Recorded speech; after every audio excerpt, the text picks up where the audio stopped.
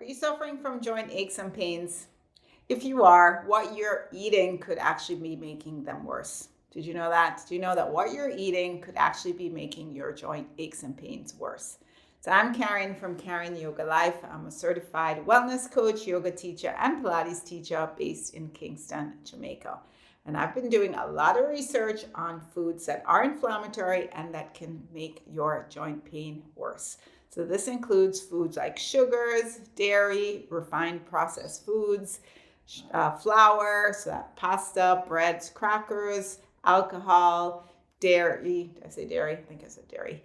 Anyway, there are lots of foods that can actually make your joint pain worse. So if you're suffering from lots of aches and pains, I encourage you to look into this. I'm going to be talking a lot more about this on my channel, talking about my experience with my anti-inflammatory diet, which I did in January, where I gave up all the inflammatory foods and it actually helped a lot.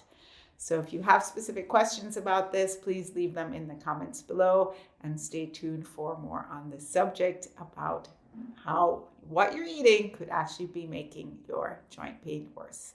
Hope this helped.